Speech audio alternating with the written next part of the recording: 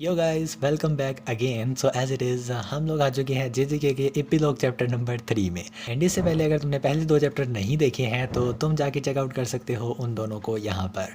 As it is पहले हमने दो एमसी से रिलेटेड जो चैप्टर्स हैं वो देखे, जहाँ पे हमने यूटा के बारे में देखा कि यूटा की शादी हो गई है, उसके बच्चे भी हो गए हैं। एंड साथ ही साथ हमने यूजी के बारे में देखा कि जो यूजी है वो मतलब रिलेशनशिप की तरफ आ रहा है शायद। आई डोंट नो कि उस चैप्टर के अंदर क्या हमें बताया गया है बेसिकली, सिवाय इसके कि यूजी थोड़ा सीरियस हो गया है। जो चैप्टर अब नोबारा के बारे में है वो चैप्टर भी कुछ खास नहीं है, मतलब इसके अंदर भी हमें कुछ खास इन्फॉर्मेशन नहीं दी गई है। बस इतना बताया गया है कि जो नोबारा है वो बेसिकली स्टार्ट के अंदर ही एक वादा पूरा करने के लिए आई है। एंड वो वादा क्या है?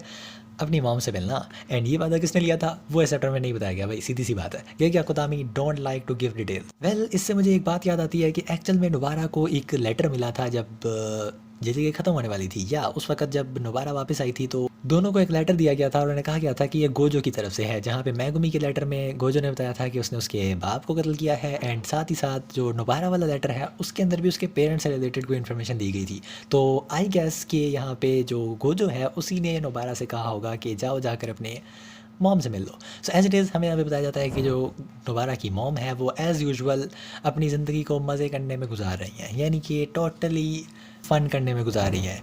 इस बंदी को कोई परवाह नहीं है अपनी ज़िंदगी की, एंड इसको बस मज़ा करना है। एंड इसी तरह हमारी जो नोबारा है वो अपना वादा पूरा करने आई है। एंड यहाँ पे हमें बताया जाता है कि एक्चुअल में नोबारा और उसकी मॉम में कितना बड़ा डिफरेंस है। यानी लिटरली हमारी जो नोबारा है वो भले ही ज़िम्मेदार नहीं है, मतलब चिल करती है, मज़ा करती है। वैसे यार सब कुछ तो सिमिलर है, क्या चेंज है?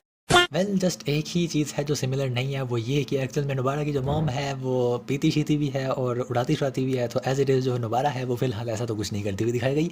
एंड एज़ इट इज़ इस चैप्टर के अंदर हमें जस्ट इतना ही बताया जाता है कि नोबारा उससे मिलती है, उनकी कुछ छोटी बहुत बातें चलती है एंड बस यहीं पे ख़त्म हो जाता है। नहीं, एक मिनट, लास्ट के ऊपर ये भी होता है कि एक्चुअल में कुछ बहुत ही डरावनी सी औरत निकल कर आती है। एंड हमें बताया जाता है कि वो नोबारा की दादी है, जो कि एक्चुअल में नोबारा की मॉम की क्लास लेने के लिए आई है। एंड यहाँ पे ये चैप्टर ख़त्म हो जाता है। मतलब लिटरली कुछ था नहीं ना इस चैप्टर में, मेरे को भी मज़ा नहीं आया लिटरली। तो चलो आगे वाले चैप्टर पे चलते हैं।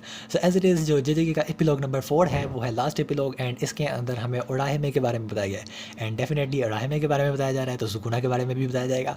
तो एक्चुअल में जो अगला चैप्टर है वो सुकुना के पास से रिलेटेड शायद थोड़ी सी मूवमेंट है, जो कि तुम चेकआउट कर सकते हो अगले चैप्टर को।